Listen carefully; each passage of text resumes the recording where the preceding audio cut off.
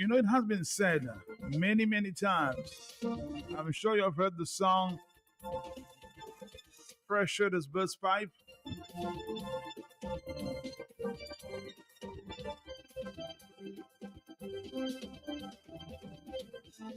We've heard it many, many times.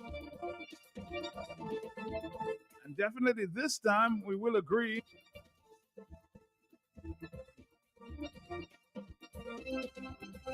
that Mr. Scarrett again, he has listened to the people this time. Remember all of you who were complaining about the new tariff of the WASCO? I think Mr. Michael Astafan was leading the charge. It was unfair to many a customer who may have had one sink, one pipe, and has been labeled big business and having to pay exorbitant fees.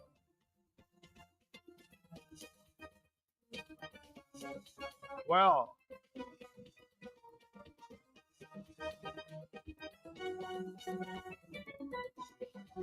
the big man is finally listened. At least this time.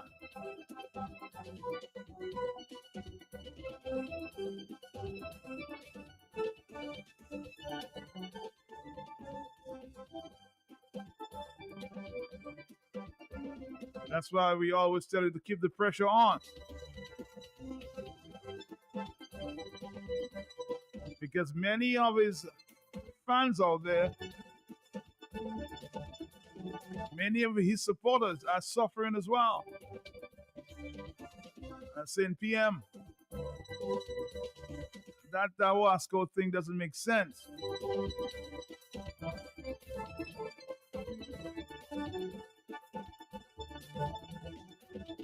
Look for new rates early in the new year. Early in the new year. Now, with regards to the rates at WASCO, I think the government agrees with the public view that the method used should be reviewed, and we should go the route of our consumption rate rather than based on your company size, your retail. And we agree that this is a more equitable route to go. So in the new year, there'll be a review, a new rate implemented that will be consumption-based rather than based on the size of your business. Because as I understand it, your company might be large, but you only have one small sink at your business. So people are raising issues about that. So I don't think people are opposed, based on what they've said to me, and I'm hearing that you're opposed to a rate increase, because the reality is people are paying much less for water than it is costing WASCO to bring water to your homes and to your businesses. So the government is highly subsidizing WASCO. I can recall in 1 year, I gave WASCO $99 million to improve water system across Dominica. Now, those monies are not being passed into the consumer. The future of use. But recognize the concern of the public, and we're in agreement with their views in that. So I believe in New Year you will see. I'm sure in New Year you will see going to the route of consumption. Now the reason why we ended up, but originally we were going the route of consumption, but all in effort was how can we minimize the impact on the consumer. This is how we ended up that kind of rate, hoping that it would have a lesser impact on consumers. But we appreciate the point made by consumers that it is not an equitable consideration. And so let us go the route of consumption. You pay based on what you consume. And I think everybody will be okay with that. So we'll go that route in the new year. All right, we'll go that route in the new year. Dominica, look out for better rates from the WASCO. Let's do it again. WASCO, I think I think the government agrees with the public view that the method used should be reviewed, and we should go the route of our consumption rate rather than based on your company size, your return. And we agree that this is a more equitable route to go.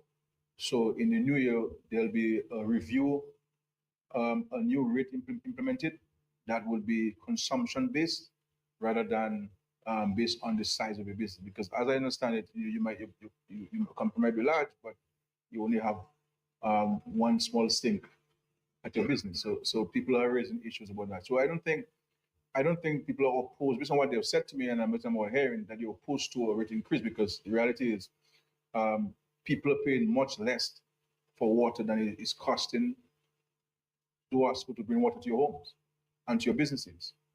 So the government is highly subsidizing WASCO. I can recall in 1 year, I gave WASCO $99 million to improve water system across Dominica. Now, those monies are not being passed into the consumer. You understand? But recognize the concern of the public, and we're in agreement with their views in that.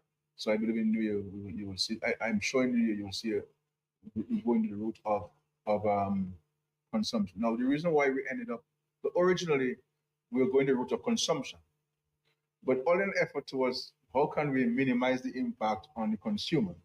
This is how we ended up with that kind of rate, hoping that it would have a lesser impact on consumers.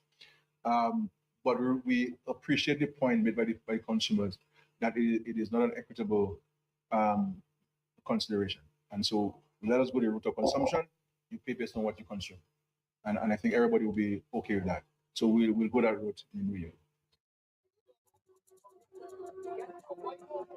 And that's a Christmas gift, right? You would agree or you disagree? I want to compliment Mr. Michael Astefan. I've said it again. I've said it before and I'll say it again. Was it not for the pressure applied by Mr. Michael Astefan in a few programs?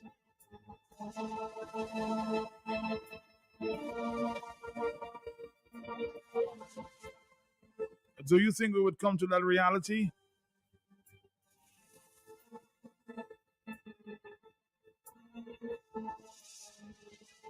Somebody's paying attention to the word I.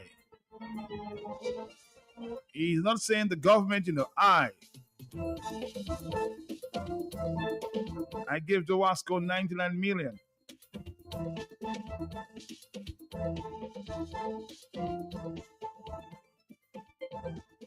For 1:20 is the afternoon time.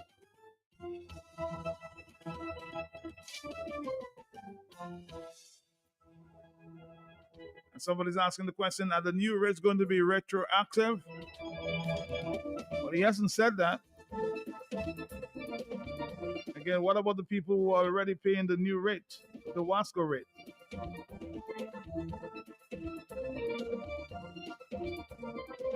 A very interesting conversation there.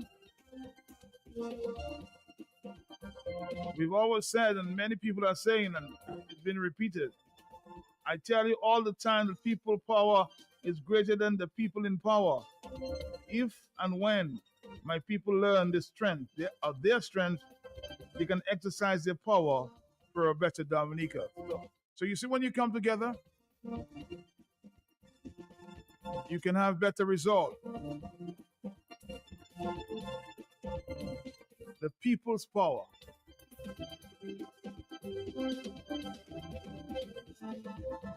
$121. Hello, yes?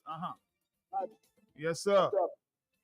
I'm here. Life, yes. Anything in life before you do it, that you think before you do it. Because you don't want to have an effect on people's livelihood, because in this time around, you really tight on a lot of people going through struggle, Like I always say, I don't mind giving somebody a house, but why you want to give people outside that for political reasons? I mean, come on. You know what I mean? Never before this kind of thing will happen, you know what I mean? I mean, there are sometimes they better give somebody a job than to give somebody something for free. You know what I mean? That's the way I look at it, man. So we are going through our struggle, and some people is tight on them. I can understand that. But you can't give people houses for politics, man, brother. Oh, we're not talking houses this afternoon. We're talking to WASCO. 1:22 is the afternoon time. Mm-hmm. Tell me. Yes. Again, man, we continue to sit back and just allow this guy, this Joseph Scared guy, to perpetrate lies and innuendos. I mean, this guy is he have just lost it, man. But I personally believe that we need to give Roosevelt Scary the Man of the Year award, because, and I'll tell you why. Roosevelt Scary have spread so many lies, some falsehood throughout the year, man. You remember when Scary said that a fisherman told him he make $45,000 in one day, Matt? That lie, that's one of the biggest lie. And another note, Matt, I hear Scary saying that opposition forces members telling people to not go to the Dominica China Friendship Hospital, to the Princess Margaret Hospital. That's what I know it does. And they have top of the line care there, Matt. Okay, so it does. But you're off subject, Mr. Armstrong, because we're concentrating on the WASCO. So please stick to the subject, okay? So stick to the subject. I'm basically saying the people pressure, it works.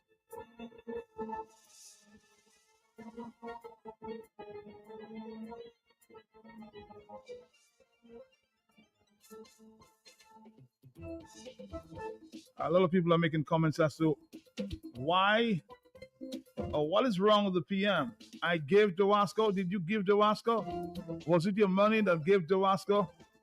You give to WASCO? That's the people's money.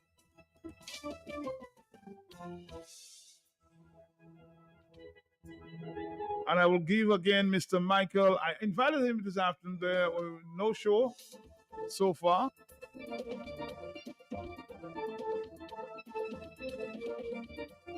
But I will continue to compliment Mr. Michael Astafan. I think it was a cog in the wheel there.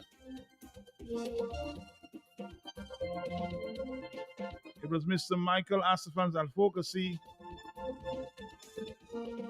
He has to be commended for that. Somebody said God has a reward waiting for him. Thank you, Michael. Thank you. On the telephone, hello, talk to me, yes? Matt, good afternoon to you. Good afternoon to you, yeah. And good afternoon, Mr. Astafan. He's not here right now. I know, but I'm saying good afternoon to him, Matt. Yes, sir. Matt, some people are afraid to stand by themselves. Not one person, that caused that to what you hear in there to happen today, what I'm listening to, only Mr. Astafan caused me to be listening to the Prime Minister saying that today. But Matt, I don't trust him, Let me tell you why I don't trust him, Matt. Let me tell you why I don't trust him. And people believe I hate the man. I love the brother, Matt. Matt, if from that time Mr. Astafan lamenting, and they come to grips to understand he's right, that should have been reviewed. He said they will review it in the new year. Jesus Christ. When in the new year they're going to review that, Matt? Let's wait and see. Well, let's wait and see, adopt the wait and see approach. It has supposed to be reviewed already and then say, okay, as of January, that's happening. Now, I don't trust that man. Trust me. Bye-bye. Again, we have to wait and see, okay?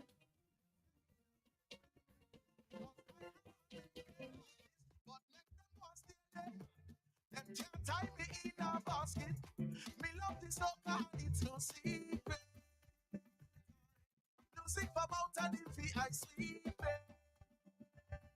The vibes keep your negative energy out of the party. The night can't done. When them a wine up the galley, party and nice, every flag away from. Listen down, man, don't up the volume. Do it up. I'm looking for that track there from Pressure That's Burst Pipe. 1:27 is the afternoon time. Yes, of course, somebody saying, again, the issue of trust. a lot of people are saying, Matt, let's wait and see. I don't trust the prime minister. Is the money coming from you, sir? Somebody's asking again. 449-3095, 449-3096, and 449-3097. Let's continue to take your phone calls in the afternoon. Given the statement by Mr. Skerritt that coming in the new year, we'll see a change in tariffs from the WASCO. A lot of people have been complaining for a few months, but I think leading that charge, I would have to compliment Mr. Michael Astafan. 127. Okay. Now, with regards to the rates at WASCO, I think the government agrees with the public view that the method used should be reviewed, and we should go the route of our consumption rate rather than based on your company size, your return. And we agree that this is a more equitable route to go.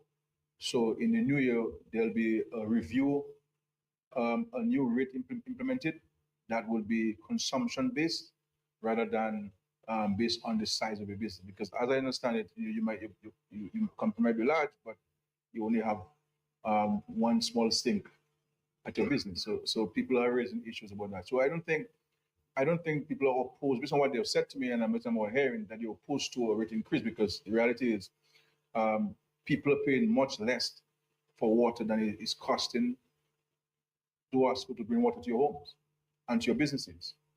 So the government is highly subsidizing WASCO. I can recall in 1 year, I gave WASCO $99 million to improve water system across Dominica. Now, those monies are not being passed into the consumer. You understand? And so, but recognize the concern of the public, and we're in agreement with their views in that.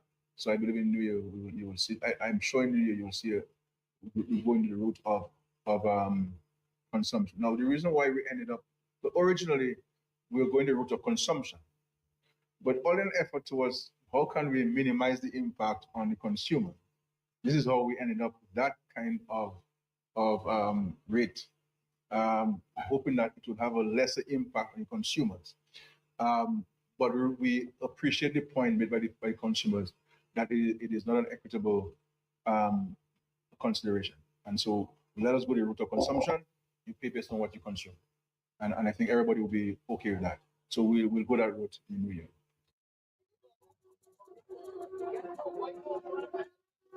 Have you heard that, Matt, the people in Dominica are powerful. However, they are scared of victimization. In my day, we did not care. Why don't he budget 99 million of his money for the WASCO? Because again, it's the people's money.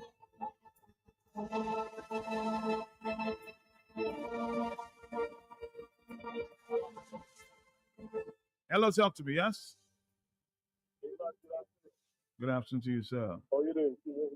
Hey, are you okay? Quick question, ma'am. The Prime Minister could speak for the WASCO, but he cannot speak for Dominic. Isn't the WASCO a private company? That's a very interesting conversation there.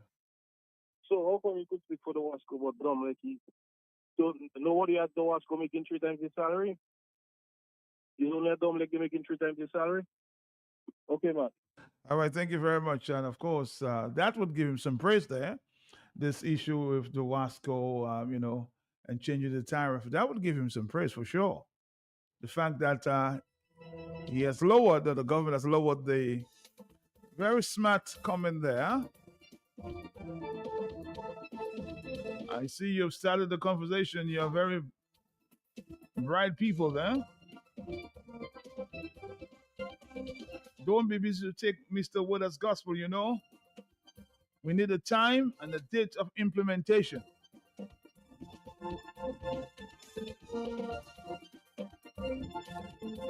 Always remember the story of Wolf Fool.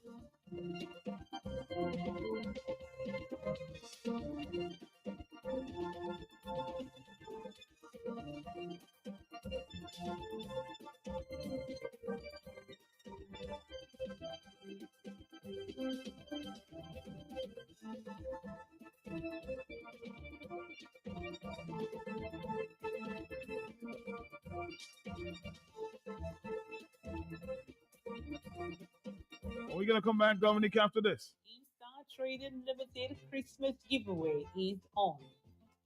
Spend $75 or more, get a chance to win one of four fantastic prizes. First prize, a 4-burner gas stove. Second prize, a toaster oven. The third prize, a Ronix cordless screwdriver drill set. And the fourth prize, 10 shoppers will win vouchers valued at $100 each. Purchase items valued between $150 and $199 and get an immediate 5% off. Purchase items valued at $200 or more and get an immediate 10% discount. For purchases of $100 plus, get a large shopping bag free. For purchases of $75 plus, get a small shopping bag free. Loyalty card holders will receive double points when they shop between December 9th to December 6th. E-Star Trading Limited, we are here for you. And the management and staff of E-Star Trading Limited extends a happy 2025 to all customers.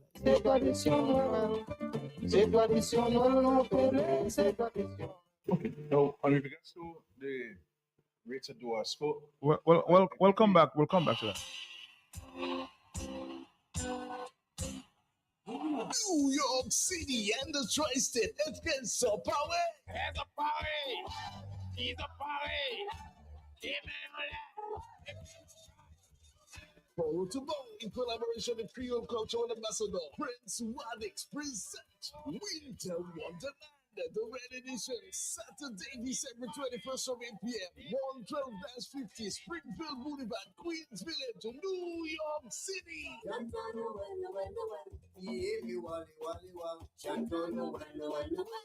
Featuring DJ Sniper, DJ Reckless, and the legendary Prince Wadix from Wadi Calling Pen. Advance tickets $50, $60 at the door. Supported by Q95 FM, the big station. La Famille Créole, tout Dominique Tassouni, New York City, portation. Nous kamene, Shannon Well, Dominique Johnson. Samedi, décembre 21, Weber Kozot, Fini pour Piazon. Bon, musique et descente.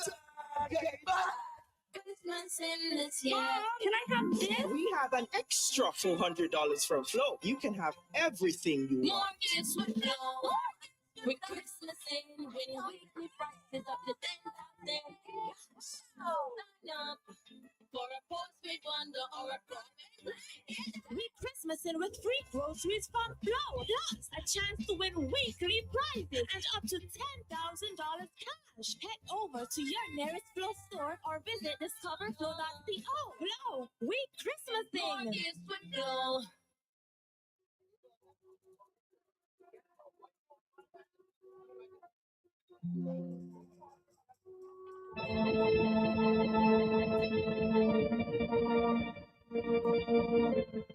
Be part of the Blue Box Christmas Sweepstakes, a greenhouse valued at almost $3,000. Become a loyalty card member. Purchase a bill of sugar pot and mix or any size solar floodlight. Don't miss your chance to grow your gardens with an amazing prize. Visit us in Roseville on the corner of Hanover Street and Dewey Lane, or in Goodwill, 66 Federation Drive. Promotion ends on December 24th. Call us for more info at 235-3483 or 235-3480 in Goodwill. Bloom Box, your one-stop shop for everything that grows. Let's bloom together. Exciting news from AutoTrade. Incredible savings are here. Take advantage of AutoTrade's Thrifty Thursday promotion. Mark your calendars. On the last Thursday of each month, AutoTrade is offering up to 20% off items throughout the store. Yes, 20% off. But wait, there's more. Keep your eyes peeled for our exclusive Deal of the Day offer, bringing you even bigger discounts on select items. Whether you're looking for car accessories, maintenance essentials, or just browsing for a great deal, we've got you covered. So be sure to swing by AutoTrade every last Thursday. At AutoTrade, it's more than a vehicle, it's a relationship. Terms and conditions apply.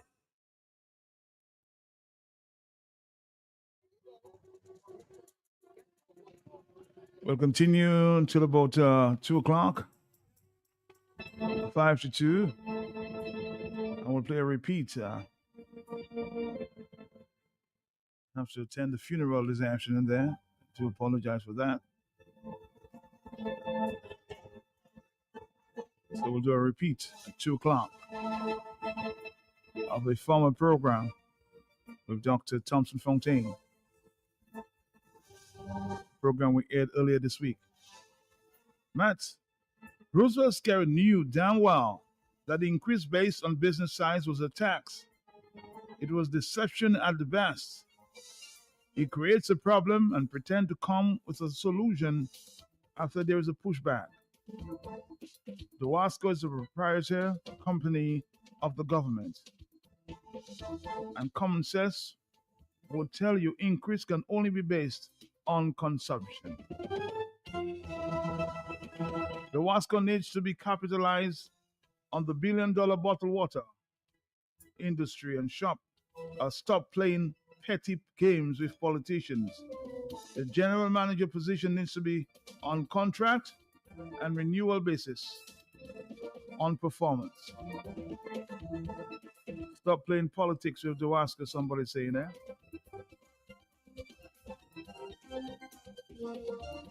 Not where I live, the cost for water is one price coming in,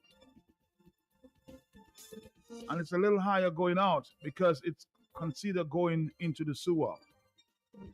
It's looking like the WASCO is a private company. Time and date means absolutely nothing to this prime minister. It only helps him quiet.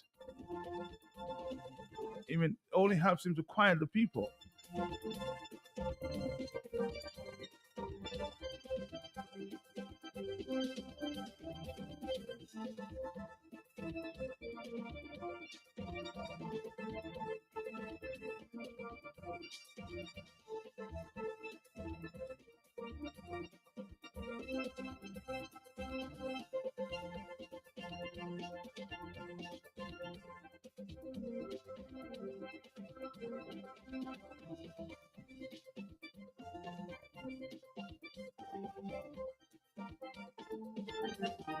A lot of text messages here.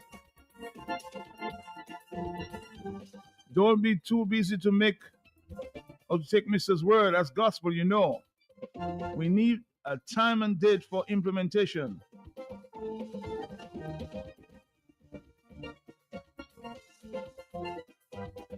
I guess based on your experiences and with this man, you don't trust him at all. I get you.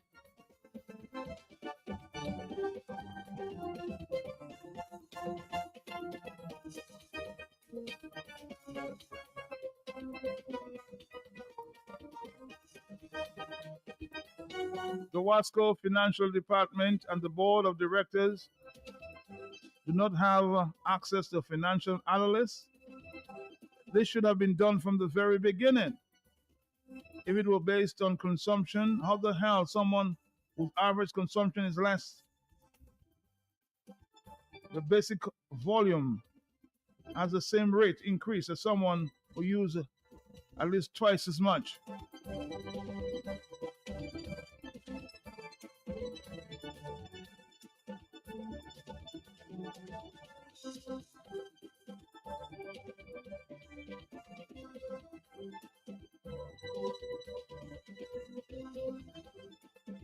Yes, Pete Tyler.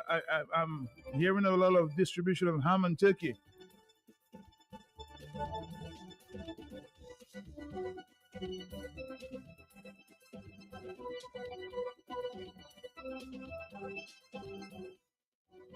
All the credit, as I said, goes to Mr. Michael Asifan. Yes, I heard. And he already make millions from that adjustment a couple of months ago.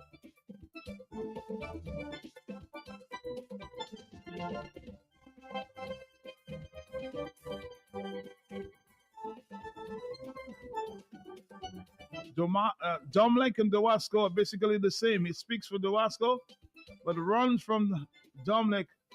We as a people need to wake up.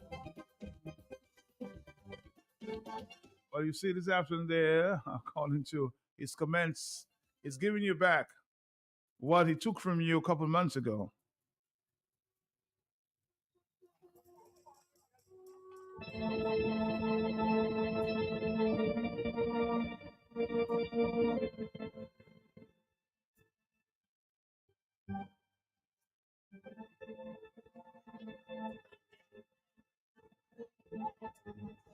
Somebody saying, Matt, have we become a wait and see country?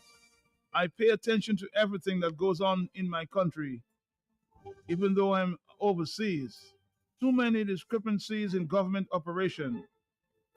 It is a shame for a small island. I am annoyed about the way things are, and some people ought to pay for their dishonesty. People, keep speaking up, and be encouraged. You get answers when you stick together.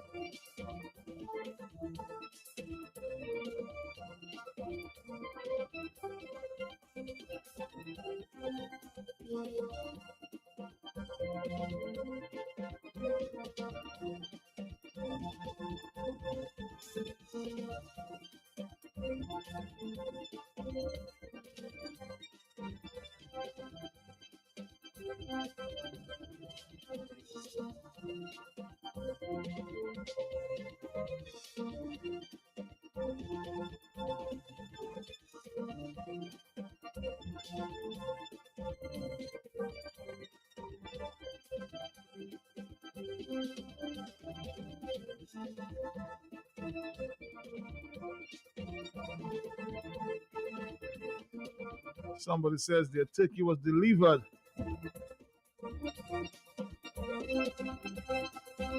to me a short while ago. Oh, you're not a supporter, so you got a turkey. All right, congratulations to you. On the telephone, we have, it's 1:45. Are you there, yes?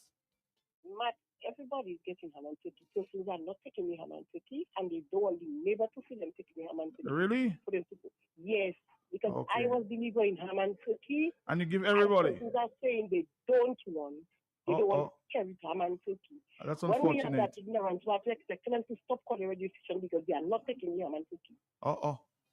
Well, if it's been offered and you don't take it, who? Why would you want to blame anybody? I guess some people basically say, give it to somebody else who are less fortunate, huh? Some people just choose not to. 1:45, are you there? Yes? Good afternoon, Mr. President. How are you doing? How are you doing, my brother? How are you?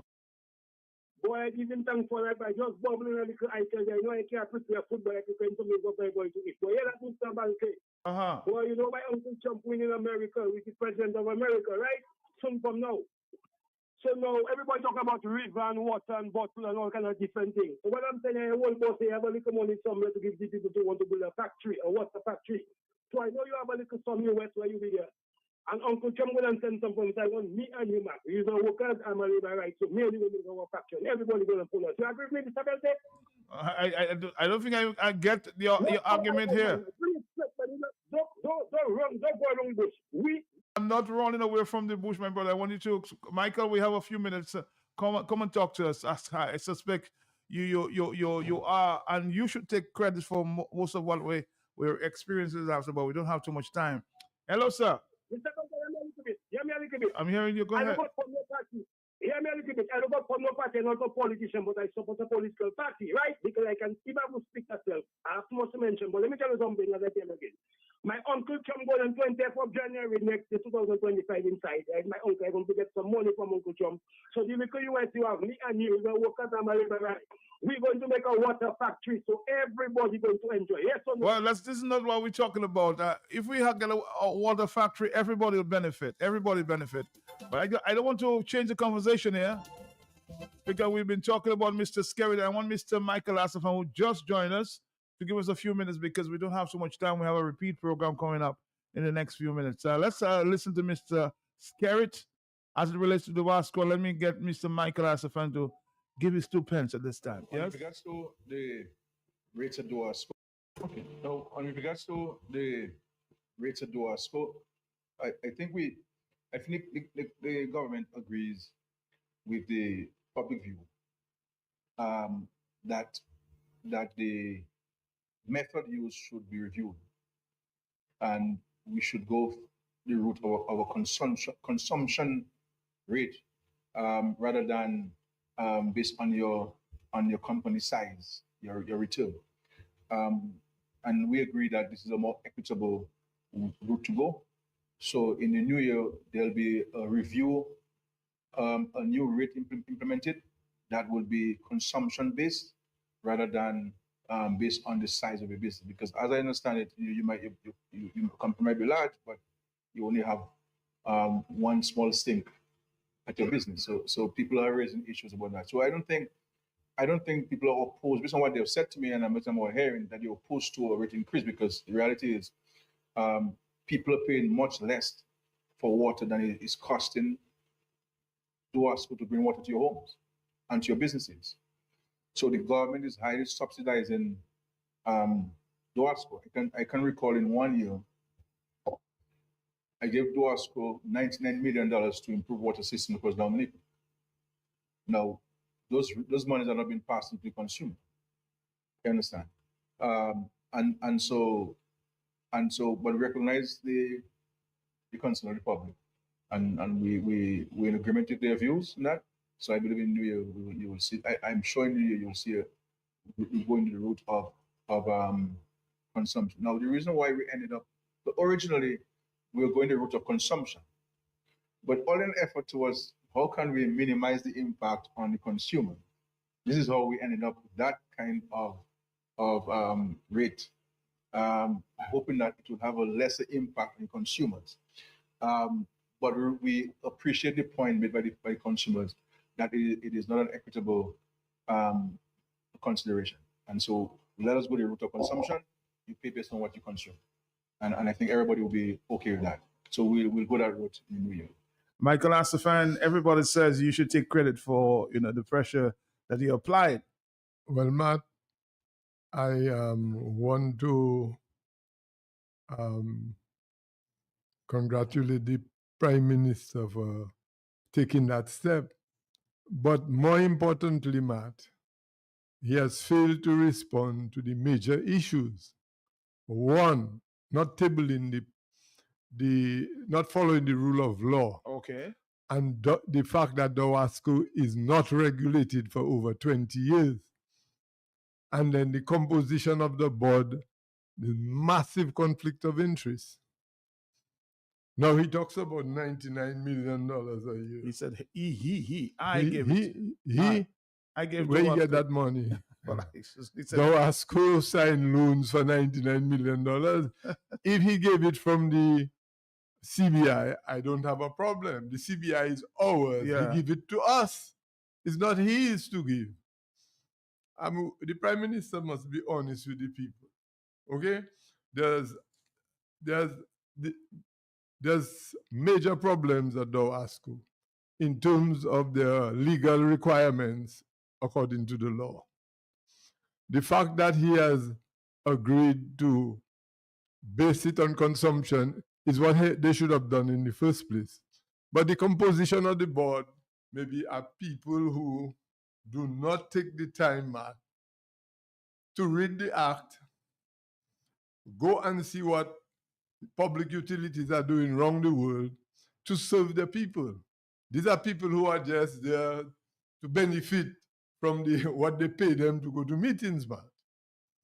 But quite frankly, to read the act and to read the regulations based on the Public Utilities Commission and to comment on that, you have to have some level of foundation in engineering to be able, and to be able to comment on it properly. So the board members, it's like job for the boys?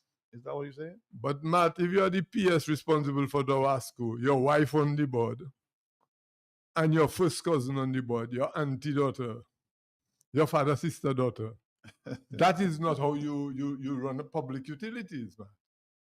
That is, first of all, if you look at the Public Utilities Act, the chairman must be a lawyer with how many years, but he must not be associated in anything political related to even a PS, administrative branch of government. Or, you know, so it tells you that they know. Matt, one thing people don't understand, for our forefathers gave us a constitution.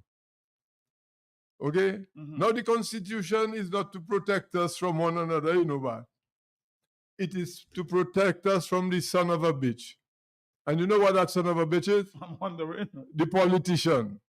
It's an agreement between you and the politician so they won't abuse you. And the PS, the Attorney General, is supposed to protect us. We don't have that, man. Because look at the PM. I could swear the PM at WASCO, you know, the way he was talking. Okay, Matt? He's running the WASCO for us. Okay? Matt, you need to ask him, because I'm trying to call the House of Assembly, I didn't get through. All right. Was it tabled? Was the statements 2016, 17, 18, 19, 20, 21, 22, 23, 24 tabled in Parliament? Michael, I just want to ask you a quick question because I have to go very soon because I have to attend the funeral.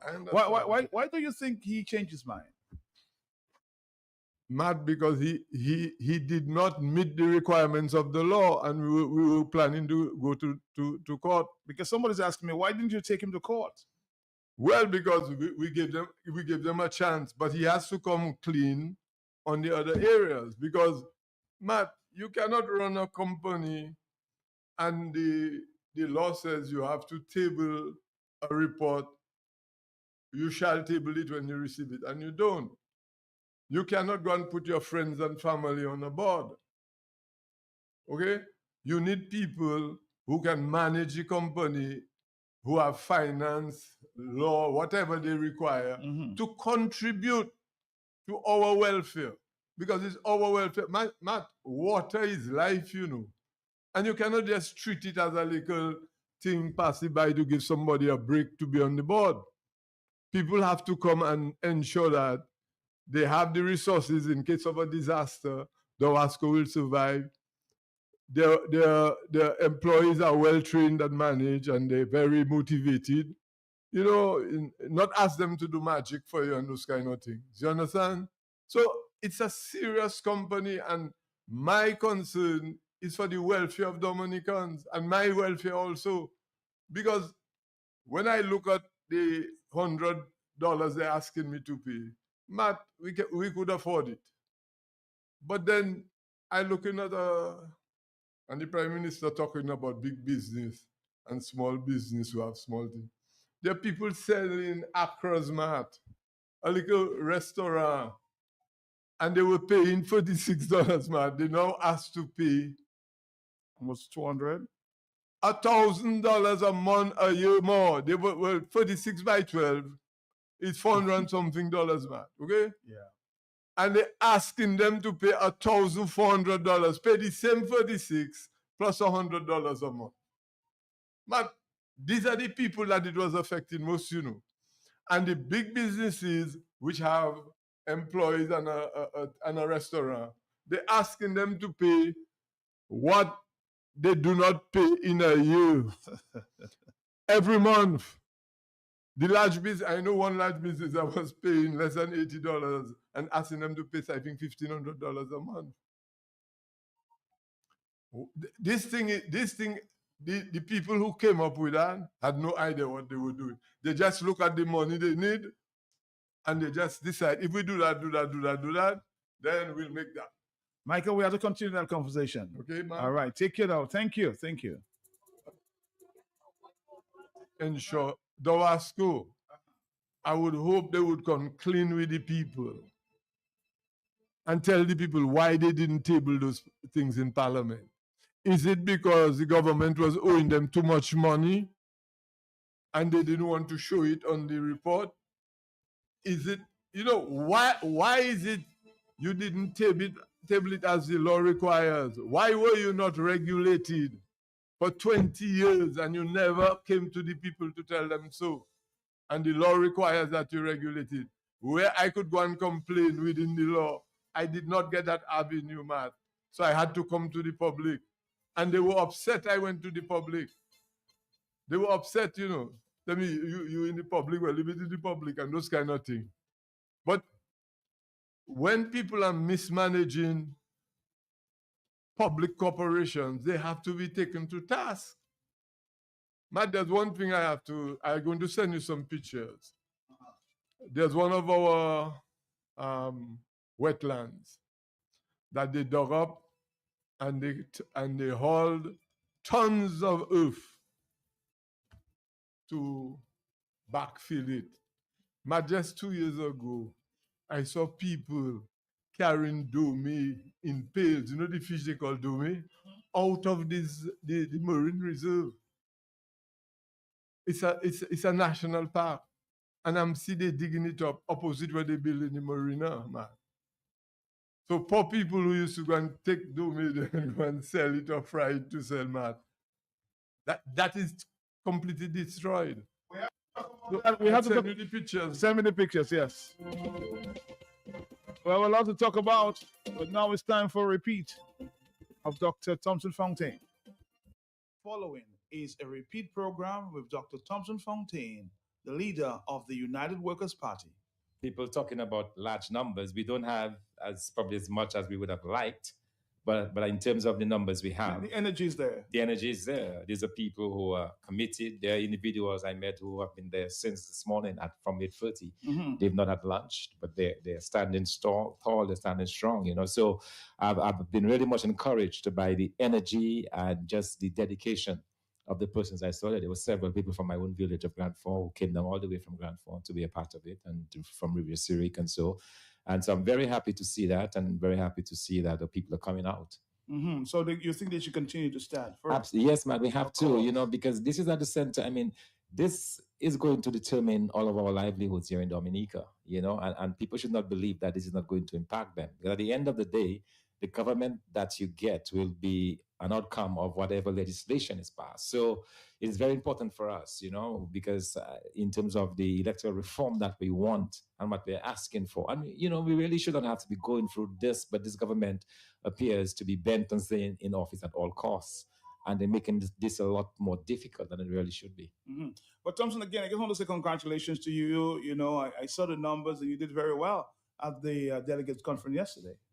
Matt, thanks a lot, and I want to say thanks again to the delegates, and just the process that we were able to go through, and the confidence that the people of the United Workers' Party has shown in me, and I want to be sure that I am respectful of that confidence, and that I'm able to give back, and to meet their expectations, because what they were effectively saying is that they have confidence in my leadership, they have confidence in my ability to take us through successfully to the next election. Mm-hmm. And that's the reason why they voted in the way that they did. So I certainly will not let them down, and we'll do what we have to do, including the call for electoral reform to ensure that we get into government the next time. What about those critics who say you should be more militant? Militant, as I'm not sure. You heard me this morning. It's about. You were there. Yes, I was there. I was called into action, and one of the things that I did indicate is that we are giving the government time. There's time to change whatever it is that they have, but that we are also prepared to escalate our actions. So it's not so much about being militant. It's about being able to deal with the situation as it happens. I think, you don't always have to be tearing the shit out and so on to show that you're militant. It's about how you lead. It's about how you strategize. And it's about how you convey your message to the people that matters. Message is important. It's very, very, very important, and we also need a lot more people to stand up as well. We need a lot more. It's one thing to lead, but you must have people to lead. And so, I would really encourage our people, when there are calls like this to come out, that they do so in their large numbers, because that's only what the government is going to take note of. It has to be that you have a certain number of people that would, in fact, be able to force the change that we need. Thompson, another criticism I heard early this morning there is, well, yes, he won and he won handsomely, but would he be able to take away that seat there in Grand Four? How confident you are to win the Grand Four seat? But the Grand Four seat was mine. I heard someone say that, I reminded the person that I won in 2014. I did not lose the Grand Four seat, The Grand Four seat was taken away from me. I mean, it's very clear. And I need to remind people, and they seem to forget that in a seat that they claim I lost by 4, that I was announced the winner the night before, and suddenly somebody decided that 21 of my ballots were spoiled ballots in a polling station where you had an average of 2 spoiled ballots every election going back to 1970. Suddenly you had 21 spoiled ballots, and those ballots belong to me. So this seat was clearly stolen. And so to think that we cannot win, and Matt, the other thing I was saying, if the United Workers' Party is not able to win the Grand Four seat, we can't win the next general election. Because in all of the seats that we have not won, the seat that is the easiest to win in terms of the number of votes you have to convert is the Grand Four seat. Dr. Farrow lost by less than 40 votes. I lost by, they claim by 4. So, if the argument is that I'm not able to win my seat, then we may as well forget about elections, because we are not going to win the general election. You're pretty confident. I'm pretty confident, because I'm saying this to say that the easiest seat to win now in terms of numbers that you have to overcome is the Grand Four seat. And I am guaranteed that, given the number of persons who have expressed their desire to move away from the Dominica Labour Party, who have expressed a desire to vote for a United Workers' Party, I believe that this is going to be one of our easiest seats to win in the next election. But not only that, we're going to win it by a huge margin. And what is going, I think, really good for us and a number of people. And if you go now, take a trip to Grand Four and just ask anybody, even labor rights. They're very excited about the prospect of having a prime minister come from Grand Four for the very first time in the history of the country. So I think a lot of people want to be part of this history-making moment, and they're prepared, I believe, for now to forget about their party and to focus on ensuring that happens. And one sure way of doing that is to make sure, of course, that I win the seat. So I don't have an issue with that. I'm prepared to do the work that is necessary. I'm not taking anything for granted. As I said at the delegates conference yesterday, the happiest moments I have in Dominica is when I am on the ground talking to people one-on-one, in their space, discussing with them. These are my happiest moments. It's something I enjoy doing. I like the interaction with people. I don't shy away from it. I love being around people. I love the exchanges, and I've never, even in all of the work that we've done on the ground, I've never had any negative, if you like, activity per se.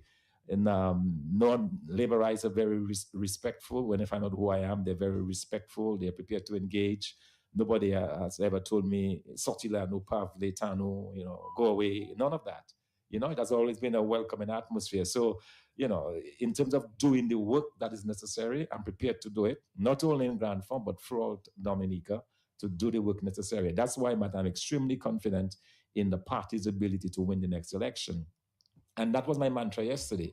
I told the delegates, and I believe that helped as well in ensuring that victory. I told our delegates that our focus is to win the next general election. We've been in opposition for way too long. We need to change that. And the only way we can change it is by being on the ground. And that's the reason why I told you earlier today that our priority has to be being on the ground, in the ears of the populace, talking to them, discussing with them, listening to their concerns, and above all, offering solutions to the problems that they have.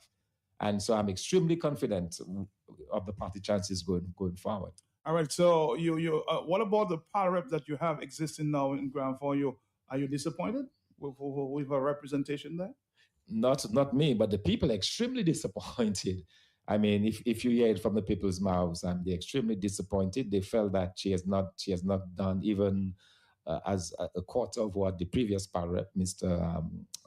Ivor Stevenson, did. they're not happy with her at all. And, in a lot of ways, I mean, for example, she's the Minister of Sports, and then the only basketball court in a sporting village like Grand Fond, where we have a large youth population. On any given day, you can go on the playing field in Grand Fond and you see 50, 60 young people there playing football, playing cricket, playing volleyball. It used to be they used to play basketball, but this court has been down for all those years. And as a Minister of Sport, she's not even seen it fit to do something like that, even fix a basketball court that would cost very little. And, so there's a lack of interest I've seen on the part of the current power rep in the people of Grand Fond, and they're feeling it, and they're letting them know that for sure. All right, I'm going to give you a time to, of course, call in, and if you want, congratulate, question Mr. Fountain at this time. I'm sure we'll have a lot more engagements going forward, but your team is ready. The team is ready, Matt, and we are preparing every day. Obviously, we have to identify more candidates. We don't have candidates as yet for all of the constituents, but that is something that we are working very, very hard on to make sure that we have representation in every single constituency. Our whole idea is to be prepared. I think it's important for us to be ready for whatever happens in 2025. Because I'm hearing that elections may be called around the corner there. They said in December 6th we would have an election, but somebody may have changed their mind. May have changed their mind and pushed it couple of months into the new year. Who knows? It's I think we cannot control that. What we can control is our rate of preparedness and how we prepare the people, how we get on the ground. And that's the reason why I said that we're going to hit the ground running, to be in the ears of the people of Dominica and do everything possible so that when an election is called, we are ready for it. All right, Dominica, I'm going to give you a chance right now to interact. I have a lot more questions, but all my questions will last for another hour here. But let's give the people a chance to interact with the leader of the United Workers' Party at this time. Good afternoon to you. Talk to me. Yes, Mr. Fountain. That's your brother. Good afternoon. Good afternoon. Oh, nice. That's your friend Solomon Lynn. I gave an analogy saying that asking the young man, allow you to go through and he can try to complete it. And I see come to pass. There are times we have to wait upon God, and be not discouraged. Read Proverbs 3:5-6. Trust in the Lord with all your heart and lean not to your own understanding. No thy ways acknowledge him and you direct your path. Things are coming around, but it will take time. But God will fulfill. Thank you very much. All right, thank you very much. Let's move on the telephone. Talk to me, yes? Yes, my good afternoon to you. Good afternoon to you, sir. Good afternoon, Mr. Fountain. Yes, good afternoon. My name is Emil Fabensera from Maui, living in Florida. And I would like to disappoint Mr. Fountain to congratulate you on your victory and wish you all the best. God guidance. But Mr. Fountain, we all know that it's no secret that the party is not totally united. And there's no way we're going to achieve, or the party is going to achieve its goal by one person pulling here and the other one pulling over there. We have to be a united front. You agree with me on that, right? Yeah, absolutely. Absolutely. Mr. Fountain, what is your immediate intention as to how you are going to bring the party together foremost? Because that's the most important thing. That people have to see that the party is together and you are one unit. What is your immediate intention? How are you going to do that? So I'm going to hang up and listen. Thank you very much. All right, thank you very much. The issue of coming together. Yes, in fact, it started yesterday. At the conference yesterday, that was one of the major themes of the conference, unity. A lot of people on the floor spoke about it. And we left there with an understanding that we have to do what is necessary. And what is necessary in this case is for the party to come together. I have no doubt in my mind that this executive that was elected yesterday will work well together, and that whatever dissenting voices were there previously, that these would in fact come on board. And, and because people understand that it is a waste of time and effort and energy to be fighting each other And we really have to put all of our efforts together. And that came out very, very strongly yesterday. It was a request by the delegates that we remain unified. And I believe coming out of this conference, we are a much more unified body, and we'll continue to build on that. So in terms of me as the leader, my task now is to ensure that this unity process is continued and that it is strengthened. And I'll certainly be reaching out in the next few days, individually with the members of the executive and collectively as well. We'll be meeting and discussing on the need to continue to move forward as a united party. All right, Dominic, it's 2:08 in the afternoon. Of course, we're taking your phone calls at this time. I know you want to interact with the leader of the United Workers' Party.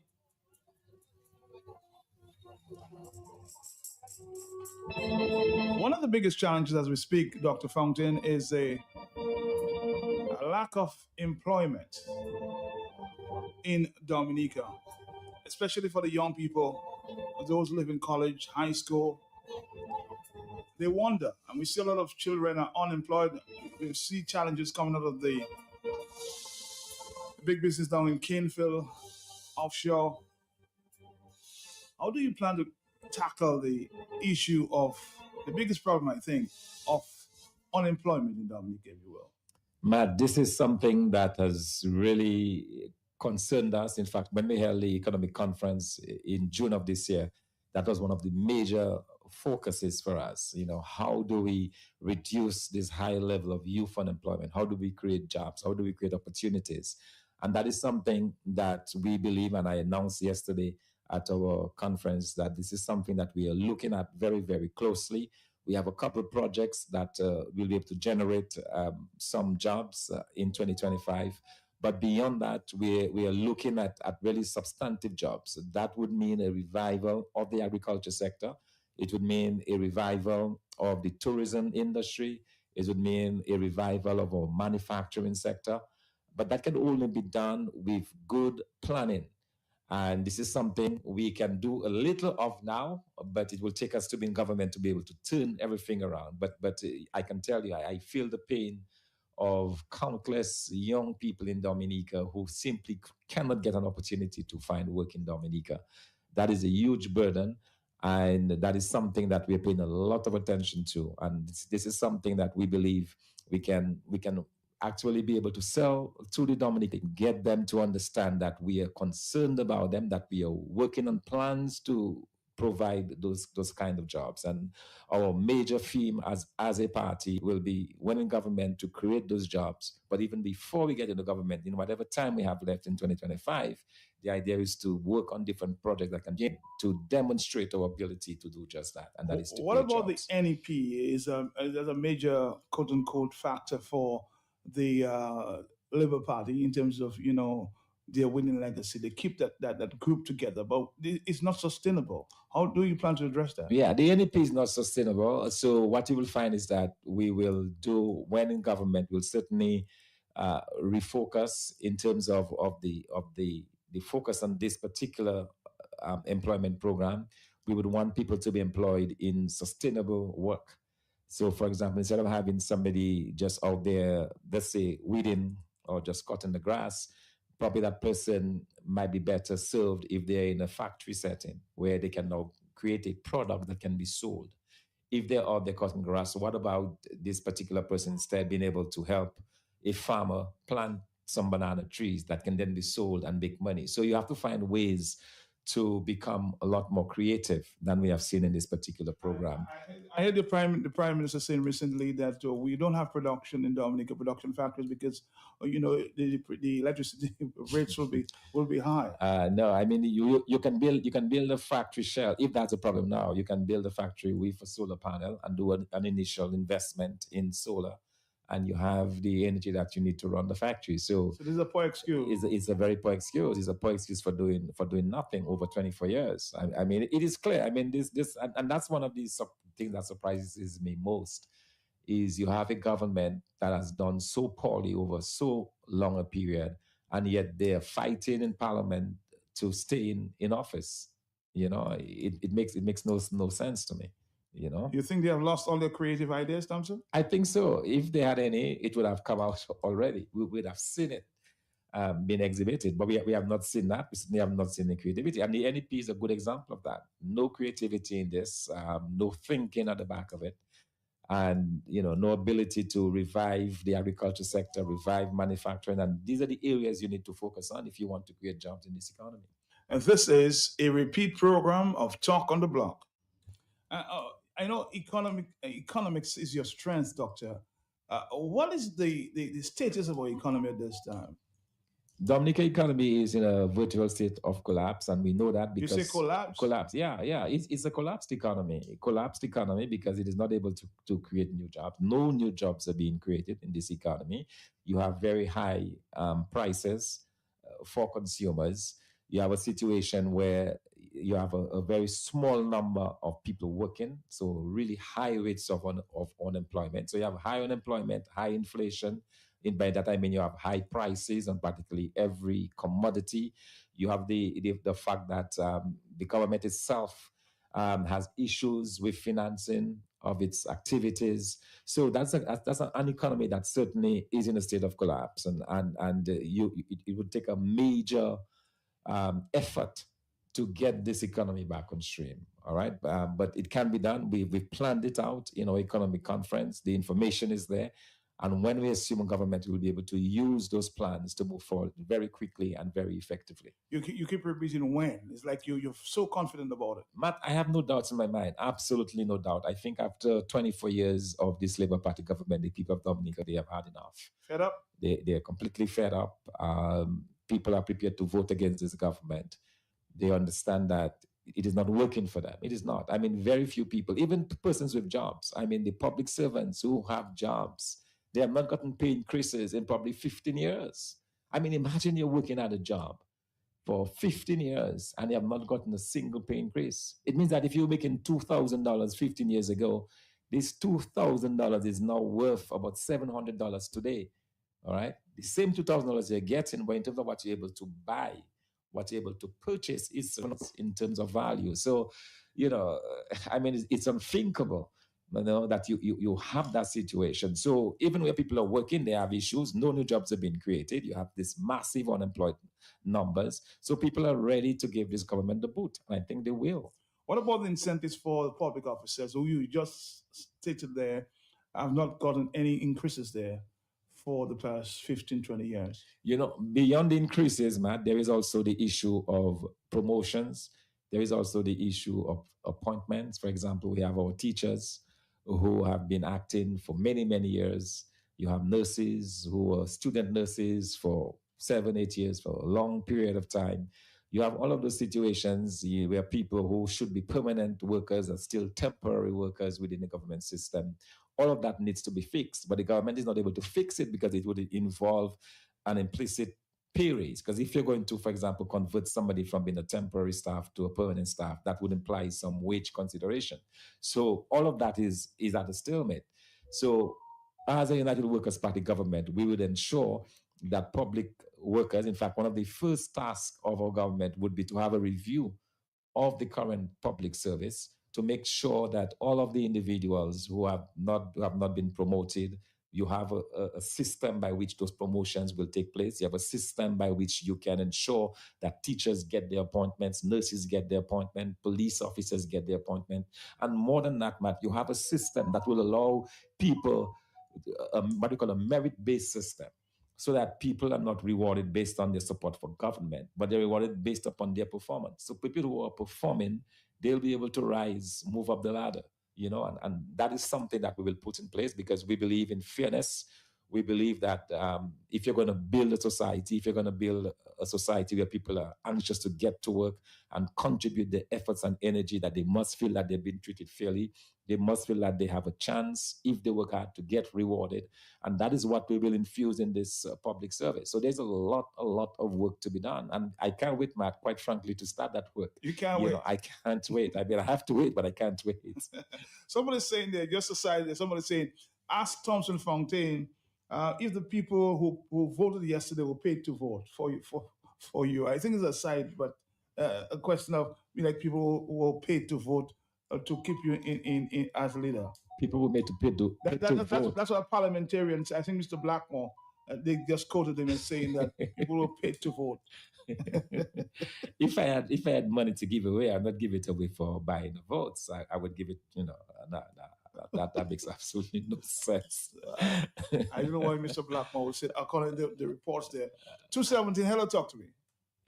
Good afternoon. Good afternoon. Matt, how you doing? Good afternoon to yourself. Thompson, to you, my brother. Yes, good afternoon. You know, you and I have crossed paths before. I always remind you who I am.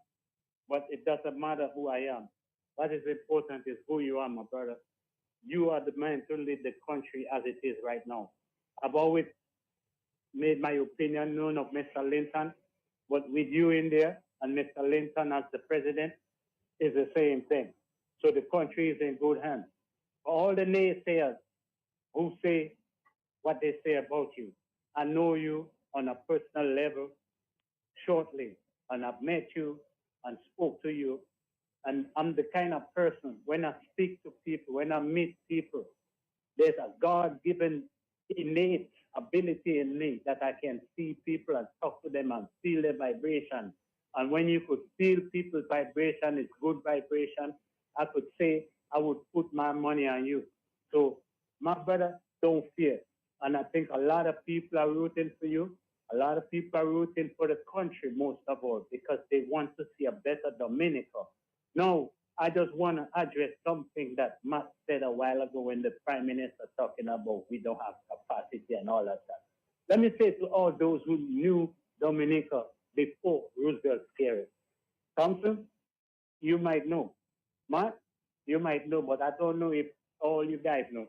Dominica had Bello factory. Dominica had Dominica coconut product. Dominica had an ice factory, a juicy factory, a Coca-Cola factory. Many farmers who would make banana on a weekly basis, bi-weekly basis when his boat would come to Dominica, you could barely get through Foncole. These kind of things were there long before Roosevelt decided he going to sell passports by the truckload. And Dominica never had to beg no one for nothing. Dominica made its way before independence and after independence. And when someone like this guy come in and destroy the country, and now he claiming we don't have capacity. Have a China man come in front of our people's face and degrade them, tell them they can't do it, they don't have the qualification, they're not fast enough, they're not good enough, and this thing, you destroy your people's livelihood, and what you're doing, you're sending maybe after them, the next thing you know, that the people start to believe it. But I say to my people, don't fall for it. Go with the winning hand. It is the UWP. I'm not a member of the UWP. I've supported and I will continue to support because I want what's good for Dominica. Because, Matt, let me say something to you that your friend called all the time from New York. Al Benoit. That's the guy name I heard him. I don't know him. But I must say to you, this guy is an antagonist. An antagonist is always one who wants to start things, try to create an issue where there is none. He want to talk about everybody else. He want to talk about Mr. Linton, talk about this one and come up with all the negative. Not this guy, you did him righteousness today. You ask him a question, he can't answer you, hang up on him. People like him and Mills, if they cannot come to your program, Matt, and make a contribution, and they cannot have a conversation with you, a back and forth. You ask them question and they answer. If they cannot do that, you do the right thing. Let them go, because this guy sits in New York where he can leave his job today and go anywhere around the city and find 5, 10 jobs. The people in Dominica can't do that. Okay, I could do it. Most people in America today could do it. And we out here, and we would like to see someone, and we call down there talking that nonsense. I'm not one of them, and I wouldn't support any one of them who does that. That's why I'm calling him out. Because what he is doing, I don't know what is the issue, why he's so hell-bent on having Roosevelt scared on people's back in Dominica, but he stays in New York talking a bunch of garbage. He needs to go down there and stay down there for 3 months, 6 months, a year, and you will hear a different song now. I'm telling you, Matt, thank you very much for what you do today, yesterday, and in the future. My brother Thompson, I'm giving you all the luck I have in my heart, brother. Love to you. I will love to you back. Love to you, Matt. I love how you comment or you cornered Mr. Benoit this afternoon there. Just ask all these diasporans why they're not coming back to live under the same perfect government that they are talking about. Matt, it's just the last week of exams, so Christmas. So I'd like to thank the older generation for always stepping out. Many college students might not say nothing publicly, but if you heard the conversations in classes, you'd be shocked on how the majority of people view Skerrit at this time. And Thompson is right. The economy is collapsed because look at the remittances that are coming in. That the economy has started for Christmas. Long lines by Western Union and MoneyGram already, like in Cuba. So much remittances from families was leaving America to Cuba. Donald Trump had to stop it. Let them continue voting Labor. Somebody's saying, well, we see a lot of long lines. Something's not right with the economy in Dominica because a lot of people are now going to Western Union and MoneyGram. Hello, talk to me, yes? Yeah, Matt. Yes. Good afternoon. Is Mr. Fontaine still there? He's right here, yes. Okay, Matt. Matt, there's a point that, and Mr. Fontaine, good afternoon. There's a point that I'd like to make that doesn't seem to be important. And my dear friend Matt, every time I make that point, he says, will it make a difference? But the fact that we do not have an opposition leader in place, and you're bringing a critical bill like, electoral reform to Parliament, and there's no discussion about putting an opposition leader in place before that comes before the House. That seems to me ludicrous. And that's just another example of where Roosevelt Skerrit is walking on the Constitution. And I believe people should understand we should not allow him to do that. He's already gone too far. And I don't hear enough of it. I would like to hear from Mr. Fontaine what he thinks about that. Thank you. All right. Maybe you're misunderstanding, interpreting my conversation with you when I tell you what difference would it make. Do you think, answer me, honestly, do you think we have competent opposition persons in the House at this time? Matt, it doesn't matter as a matter of principle, as a matter of the Constitution. We, the people, making sure that the Constitution, by showing our hood to the politicians, that we will not accept the fact that they're going away from our Constitution, Matt.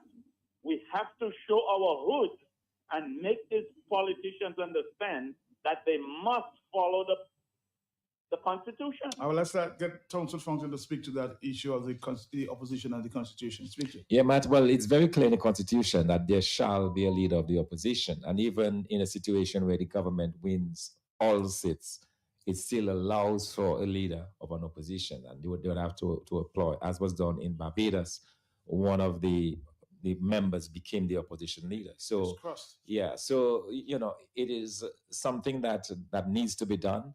And I understand that it kind of deflates the opposition if you don't have a central leadership role there.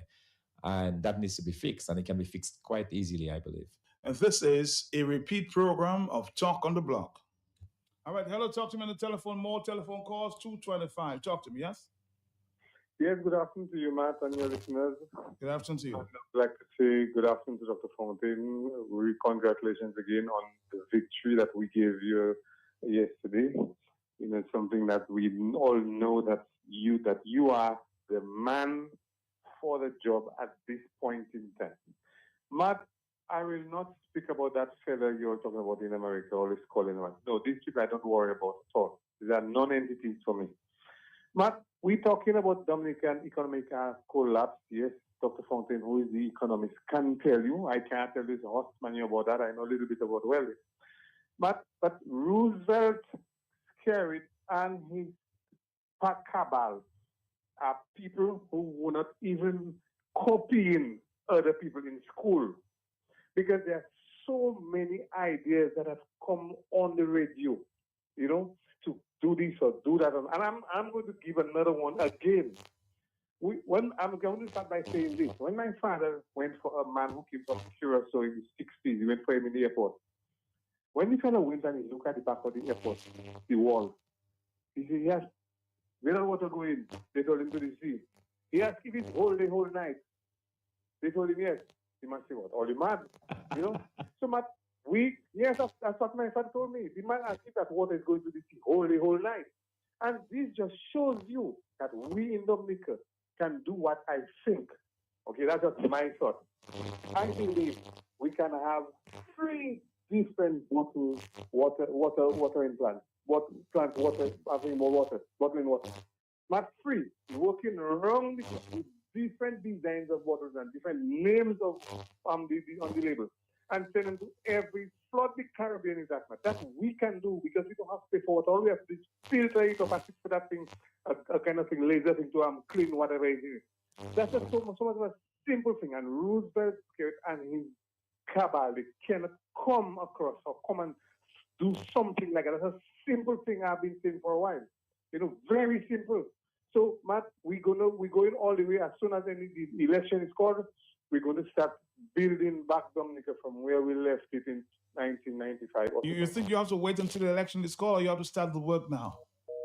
449-3095-96 and 97. Of course, the telephone calls, you can call at this time.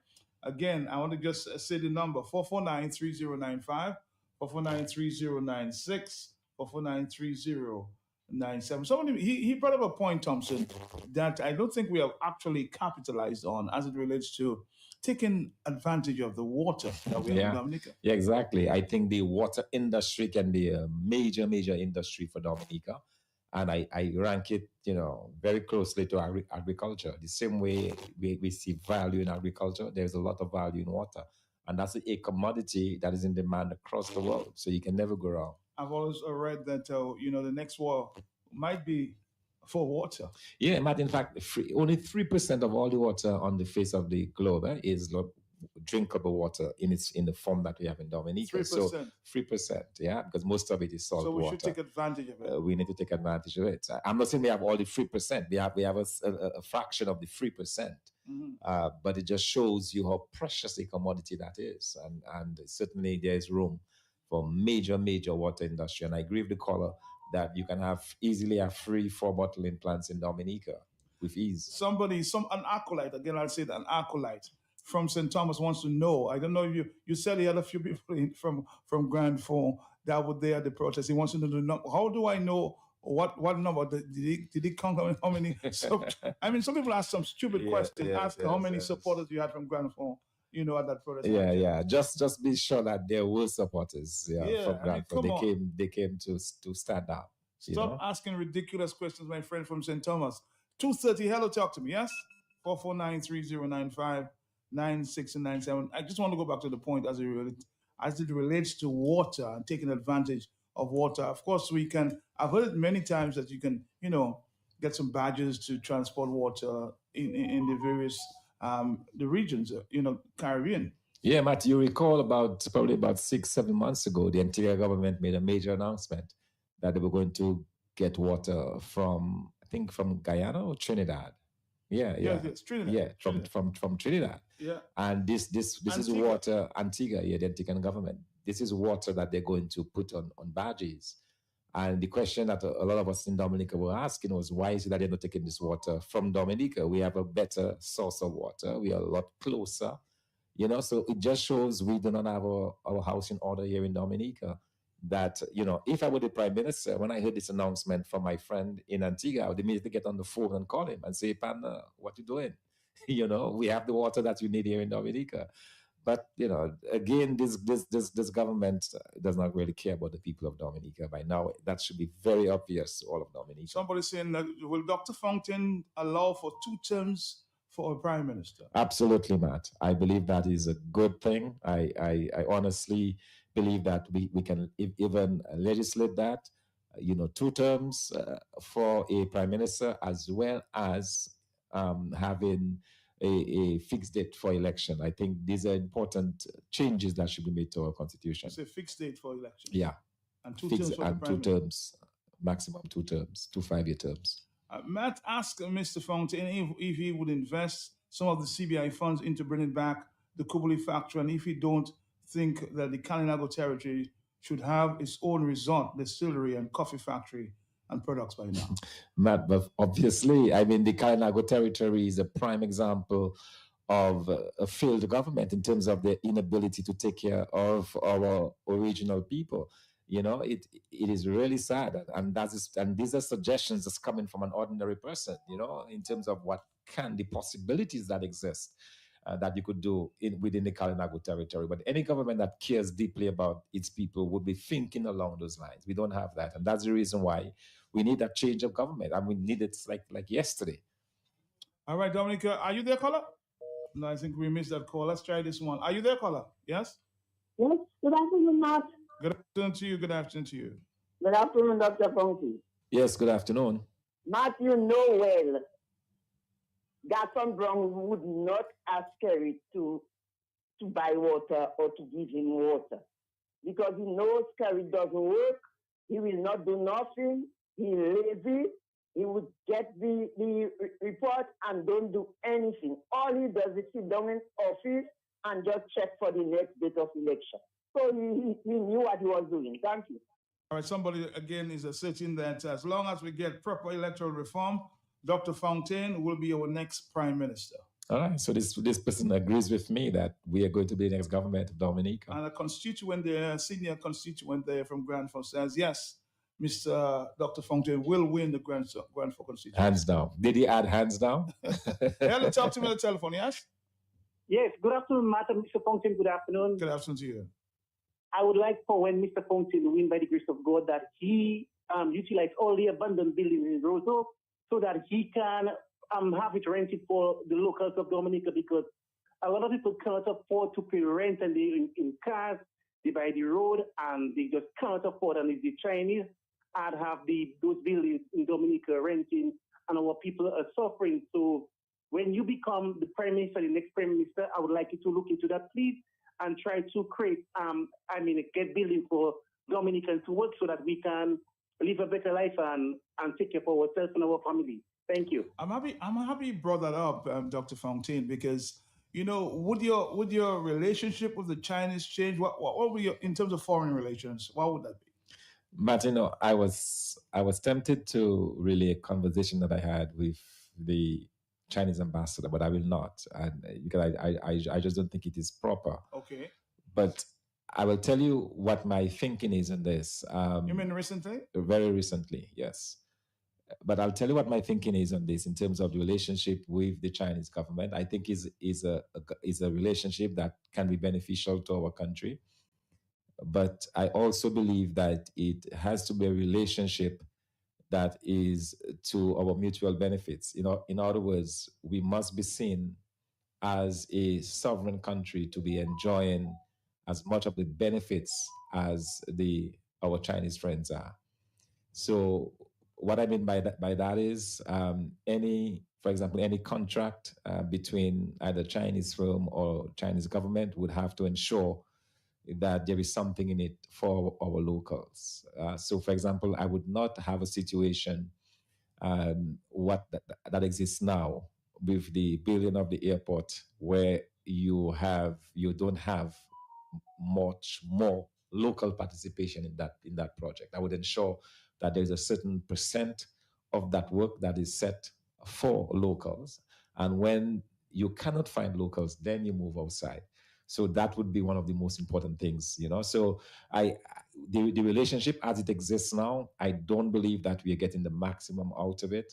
And I believe that there is a huge imbalance, a trade imbalance, even in terms of the outflows that we are seeing out of Dominica back into China. That's an imbalance there. And I believe that we are not fully exploiting this. And that's the other reason why, people are talking about just putting anybody in government or as prime minister. When you're the prime minister and you don't understand the way the world works, you will sign MOUs that work against your interest. You will sign contracts that works against, because you simply don't understand. You don't know that it can be done differently. And that's the reason when I hear people say, oh, Mr. can be prime minister, or this other one can be prime minister, no. Yes, you can be prime minister, but the question is what quality of prime minister you will be. And we've seen it in this prime minister that certainly this was an individual who went basically, on a dance of his own, and has shown that his inexperience led to a lot of mistakes. And that is something in my discussions I've been very clear about where I believe our relationship should be. As I said, I will not discuss the details, but I'm giving you an idea of where my head is, what my thinking is in terms of our relationship with the Chinese. And it has to be one of respect, of mutual respect.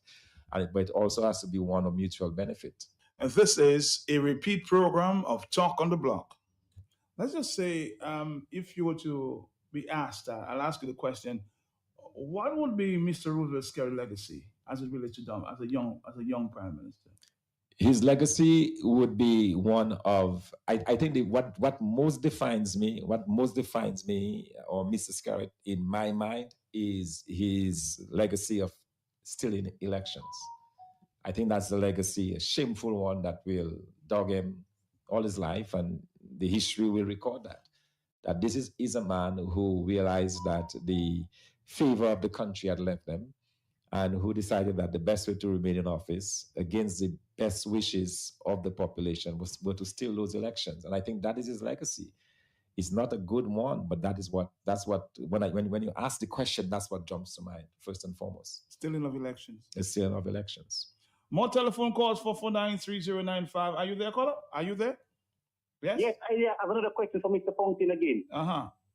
Now, the JSP program, when children used to do it, it was better for them because there used to be a lot of dropout, and then we have a lot of children that are very skilled in doing artwork, cooking, etc.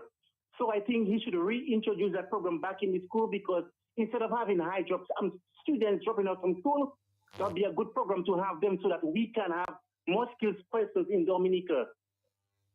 All right, caller, thank you very much. Somebody's saying, if you get into office, would you make the MOU between China and Dominica public? Absolutely, Matt. It should be. It should be a public document, because this was negotiated on behalf of the public. You cannot be doing the negotiations on behalf of the public and you don't tell the public what is in there. I think that is a big insult to the conscience and to your own people. It should never happen.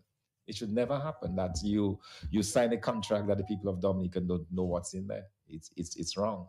2:39 time is wrapping up there. Hello, talk to me. Yes. Good morning. Yes, Good Matt. Somebody yes. told my son there about the MOU. I believe that's one of the first things we will look at. Dr. Fountain will look at, and to find out whether it is in our benefit. We need to know what is in that MOU. And I would like to tell the person who asked whether anybody paid Dr. Fountain paid anybody. I have not been paid. If he's paying anybody, I got to start looking for my money. Good afternoon. Hello, talk to me, 449-309. He has my full support now that you said you're going to expose the MOU. Yes, he has my full support now. Somebody's saying, hello, talk to me. What's the people's business? Matt, good afternoon. Good afternoon. Good afternoon again, Matt. Good afternoon, Mr. Fontaine. You see, the deception of Roosevelt Scarrett that he has used for stealing elections, but besides that, taking advantage of the poverty of Dominicans. Definitely taking advantage, the handouts, the idea that you're giving houses to people who need them, but yet they don't get a title, and you can have them as a slave to you because they don't have a title. They cannot change their mind about their support because they don't have a title. That is taking advantage of the poverty of people. If they had a title, they could be more independently minded, and if they felt that your government wasn't right, they could change their idea about who they want in office. But you can't do that when you don't have a title. And that is deceptive and taking advantage of the poor. Thank you. Thank you, too. Thank you. In terms of giving the people the titles, Yeah, Matt, that is certainly something, the housing policy, I believe, Yes. needs a review in terms of how you qualify and so on. That certainly is, and the caller who called earlier about education reform, I think that's an excellent point again. We need to look at our education system. Matt, it looks like this government has fallen asleep over all these years. I mean, there is just so much, if in every aspect, education, housing, the public service, every area that you think about, it looks like it needs some work. It needs some involvement. Here's a political question. Are you still committed to bringing back into the UWP and strange members who left or were suspended from the party? And secondly, are you still committed to work with the opposition or the other opposition parties to win the next general election? Yes. Yes. Yes to both. And yesterday I made it very clear to our delegates that my vision for the party is one of inclusion, to have a white tent, and to everybody that wants to join us. But at the end of the day, the way you win an election is to have more votes than the other side. And so I'm not going to be turning anybody away. I'm going to be reaching out to every single person that I believe has an interest in working with us, and similarly for the other opposition groups and parties to work with them. That's the only way forward for me. Hello, 242. Very interesting. Hello, talk to me. Good afternoon, Matt. Afternoon to you, ma'am. Good afternoon, Dr. Thompson. Yes, good afternoon. I'm calling to congratulate you, and may the good Lord guide you on this hard road to come. Don't give up. This is coming from one of your top ladies from Florida with love. You have her support there. All right. Thank you, Miss Henrietta. 449-3095-96 and 97. Committed to work with the opposition. Hello, talk to me, yes? On the Hi, good afternoon. Good afternoon to you. Hi, Mr. Pumpkin. Yes, good afternoon. You're making some promises here. Be careful the promises you make. You're not yet the Prime Minister. What promises you think he made and he might regret? No, I'm not saying he's going to regret. Listen to what I'm saying, Matt. Mm-hmm. We are dealing with persons in Dominica, different personalities, different ideas, and whatever. I am saying, just be careful what you say, because when you get into government or you're the Prime Minister, it could be different. That's all I'm saying. You said it's going to be different. That's why I'm still challenging you. What I know. I mean, I'm saying what I've said and what I've been consistent in saying throughout is that there's a lot of work that needs to be done in terms of reviewing a lot of these areas. I mean, education and all of this. I'm saying that this work needs to be done. And the promise about the MOU, I mean, I don't think I should regret saying that. That is something that has to be done, because I fundamentally believe that this document should not be a secret document, because it was done on behalf of other people of Dominica. Somebody's saying, please give an account because I need to donate at this time. Oh, yes. Okay. Well, we certainly can do that.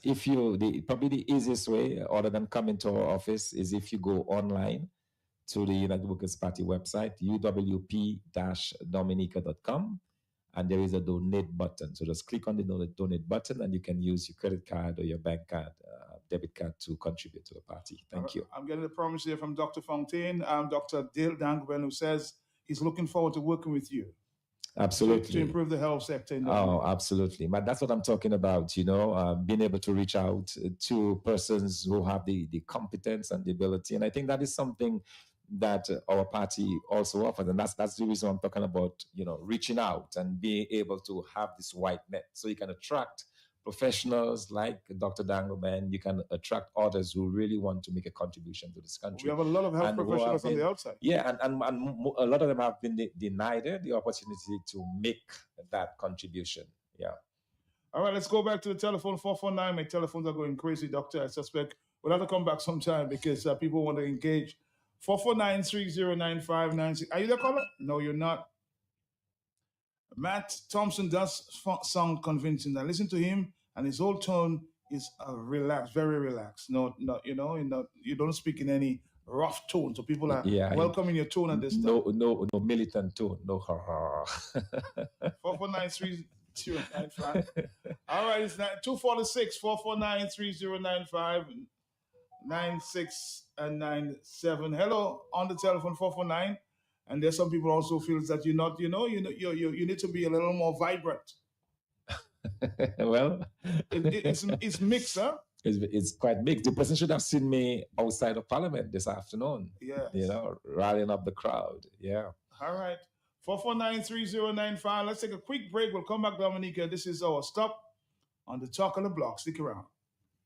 Of the Blue Box Christmas Sweepstakes, a greenhouse valued at almost $3,000. Become a loyalty card member. Purchase a bill of sugar potting mix or any size solar floodlight. Don't miss your chance to grow your garden with an amazing prize. Visit us in Roseville on the corner of Hanover Street and Dewey Lane, or in Goodwill, 66 Federation Drive. Promotion ends on December 24th. Call us for more info at 235-3483 or 235-348. Your one-stop shop for everything that grows. Let's bloom together. Dominicans, insure your property, protect your property. You homeowners, homeowner and businessman. Protect your property, insure your property. Can't wait for the hurricane, can't wait till you flood again, can't wait till your roof fly out and all your business coming out. Remember, no insurance company will insure your property when a storm is approaching. Get ahead of the hurricane season and insure with a company who gives you the assurance of payment for your valid claim. Come speak with us today at the New India Assurance Company Limited, upstairs AC Shillingford and Company Limited, 24 King George Street, Roseau. Bring along an up-to-date valuation from a qualified engineer and get insured today. This season, decorate like a designer with the perfect splash of color. Whether you're dreaming of a calm combination or a bold space, only Harris Space has just what you need. Explore our new collection of trending color palettes by top Caribbean designers and transform your space with confidence and style. And the best part, from now until December 24th, dip to win up to 20% off top quality paints at all Harris stores and participating dealers. It's the perfect opportunity to decorate like a designer for less, only at Harris Space.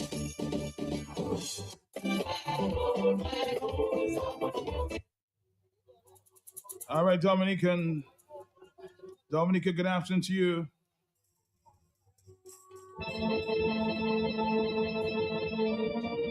Somebody's begging you at this time to please choose persons to represent the peoples with integrity in the various constituencies and start the process so people can also choose who will be the best to represent them and not like scared to choose for the people. That's a WhatsApp message. Congratulations again to Dr. Fontaine. And thank you, Mr. Charles, for always bringing the well-needed energy, even if you were not reinstated.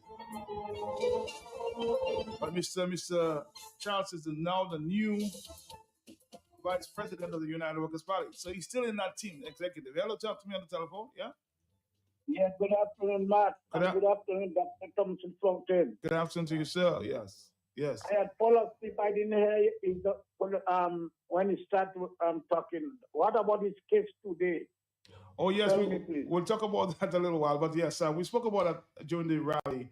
But tell us about the case you were at this morning. Oh, yes. So, Matt, very quickly, the case has been postponed or adjourned to the 9th of January. The prosecution rested its case today after introducing as a final witness the Commissioner of Police Carbon. He was introduced. He was the final witness today. And after he was introduced, the state rested their case. We immediately, our lawyer, Geoffrey Later, immediately requested putting a no case submission because none of the police officers who came to testify were able to point a finger at me and say how I obstructed them. So based on that, but the magistrate requested a written submission. So that will be done, a written submission, and then we come back. Not even the commissioner that was brought into it?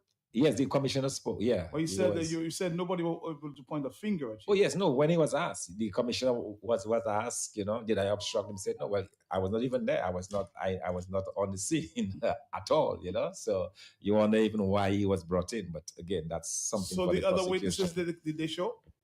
No, the two other witnesses, which was Sejan, the commander, and the commander on the ground,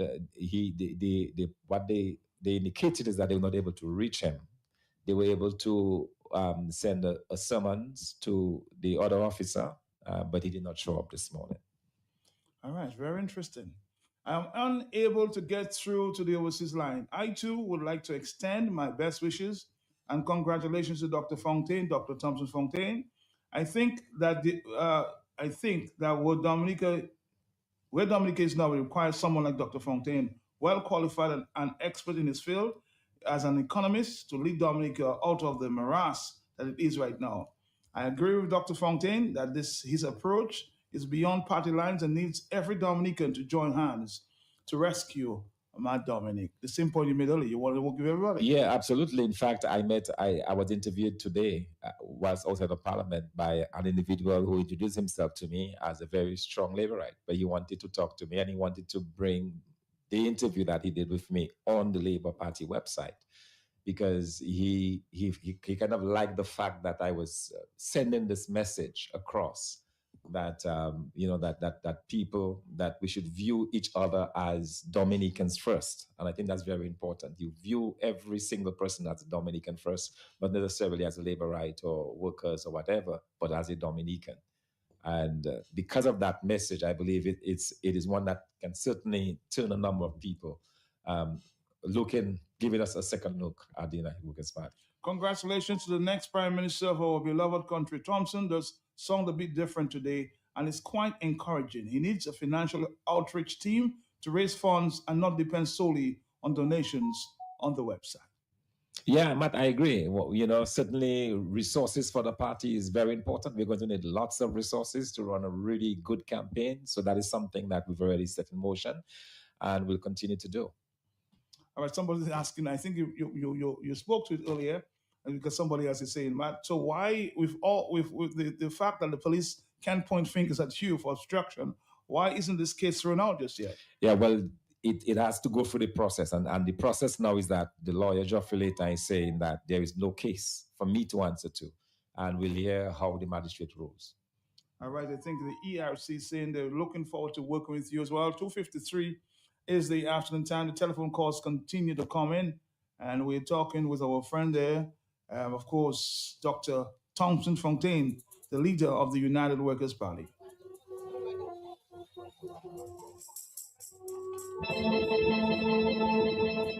And those of you who did not know, Dr. Thompson Fontaine actually taught me principles of business very early.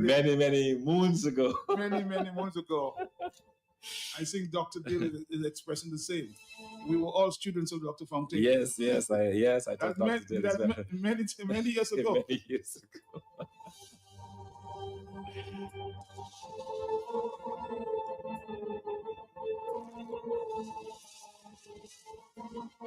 My best wishes to Mr. Fontaine, lady from Mont John. We are strong. So you have already two supporters there from Mont John. Yes, community Mont John. Good afternoon to Mont John.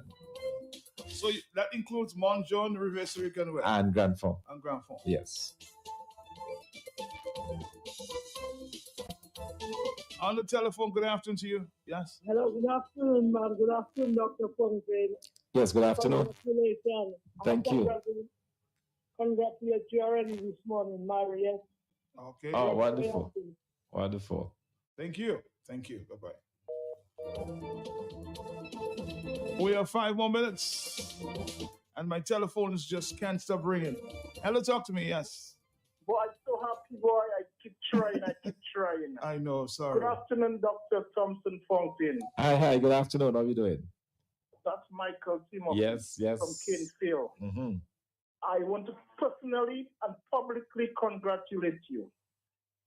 I was never scared that you will not be written as leader, but I called up for and prosper, and some of the Labourites was very excited about you yesterday, asking me why I not there and all kind of questions. But the point I'm making is that I was never scared that you will not be written as leader. I love you as an individual, and you're a blessed man. Don't make nobody think you're cursed. You're a blessed man. And now let's move to China. In 2004, our Prime Minister secretly eloped, and eloped to get married or whatever, but to China. And they came back with 300 million. Reginald Ashby, if you're listening, good afternoon. Or if they're taping it, tell Reginald Ashby, his friends say hello. Millions. And they got 4 pillar projects. And that is a relationship that's not benefiting the citizens and the Commonwealth of Dominica. So I heard you say you will look into it. I'm very happy. And since we take that 300 million from China, we have nothing to show besides the stadium, the grammar school, and the hospital. But then we are getting loans. As a citizen, Dr. Fountain, how can I track government expenses since that they lack in accountability and transparency? You're asking the question?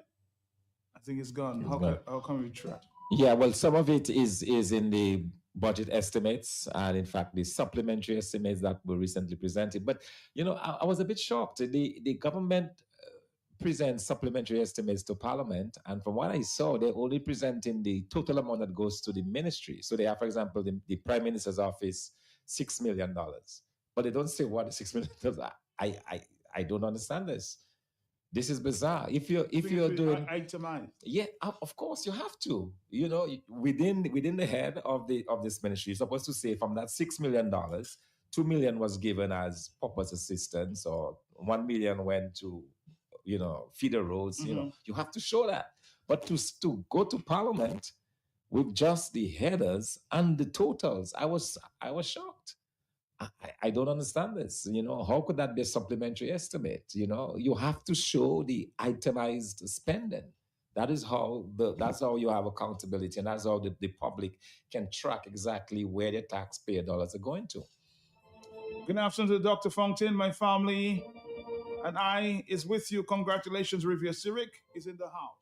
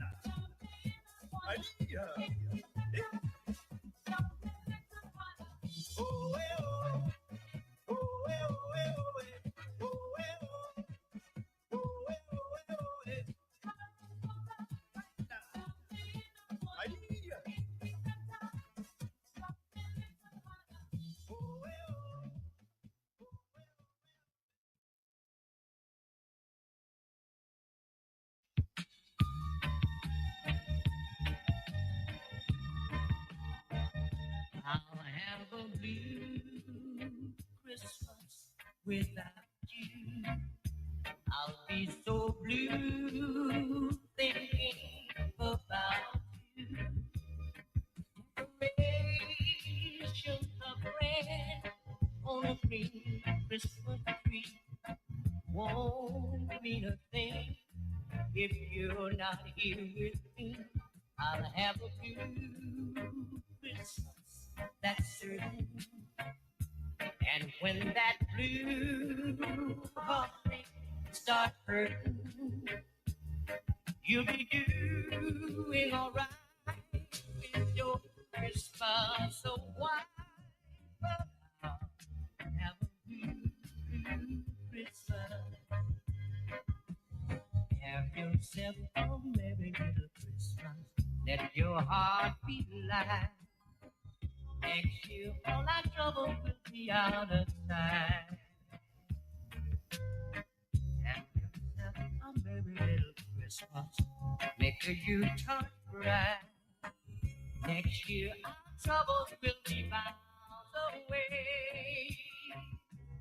Once again, as in olden days, happy golden days of yore. Faithful friends who were dear to us will be near to us once more.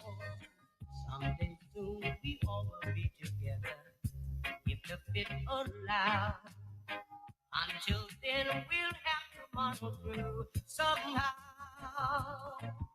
So have yourself a merry little Christmas now. Silent night, holy night.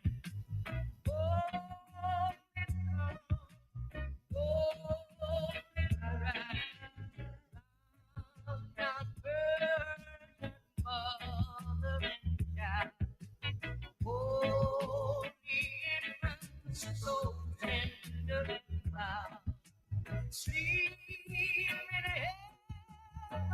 heavenly peace, sleep in heavenly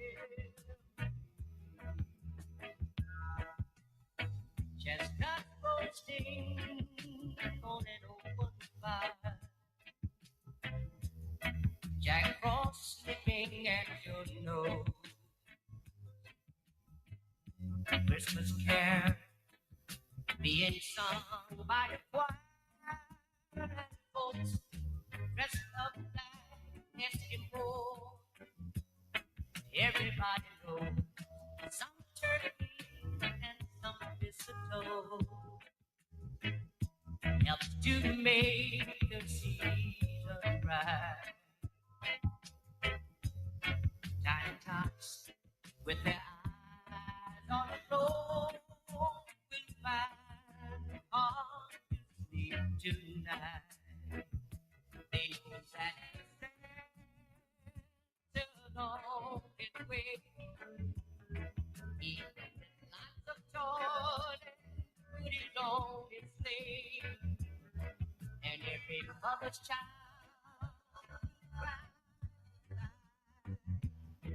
to see a friend here really know how to fly. And so I'm offering this simple phrase to kids from 1 to 92. Although it's been said many times, many ways, Merry Christmas to you. Although it's been said many times, many ways, Merry Christmas to you. Merry Christmas to you.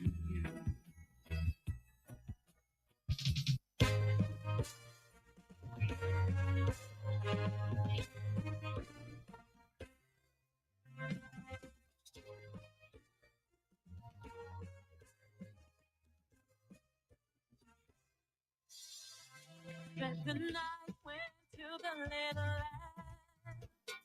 Do you see what I see? Way up in the sky, little land. Do you see what I see? A star, dancing in the night with a tail as big as a cloud, with a tail as big as a cloud. Fed the little lamb to the shepherd boy. Do you hear what I hear? Ringing through the sky, shepherd boy. Do you hear what I hear? A song, high above the trees with a voice as big as the sea, with a voice as big as the sea. A child shivers in the cold. Let us bring him silver and gold. Let us bring him silver and gold. Yeah, yeah. Silent night, holy night. Oh, let's come. Oh, let's rise round the virgin mother and child. Holy infant, so tender and mild. Sleep in heavenly peace. Sleep in heavenly peace. They told me they're up a newborn king to sing. They're up all violent gifts we bring.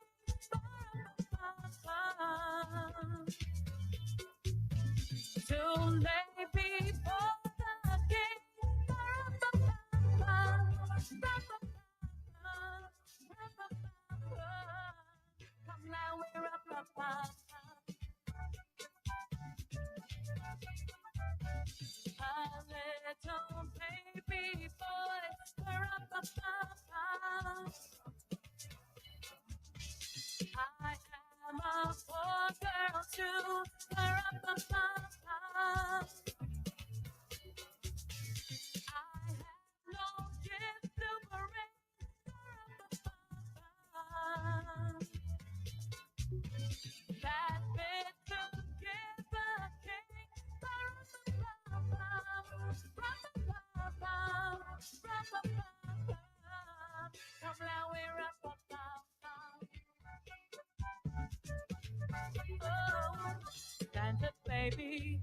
a table under the tree for me.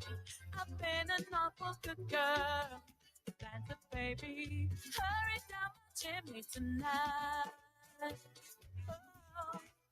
Oh, Santa baby, a 54 convertible to light blue. Oh, I'll wait up for you there. Santa baby, come hurry down my chimney tonight. Oh, think of all the fun I've missed. Think of all the battles I've been in. Next year, I could be so good.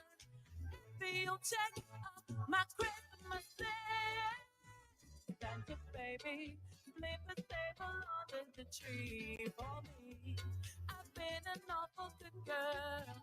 Santa baby, come hurry down my chimney tonight. Hey, Feliz Navidad. Feliz Navidad. Feliz Navidad, prospero año y felicidad. Feliz Navidad,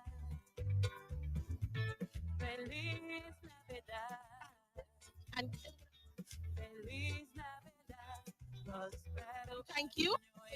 Flo. We also have Yolanda Services added postpaid, and of course she's here today from Pishland with love. We have because he just happened to be in the right place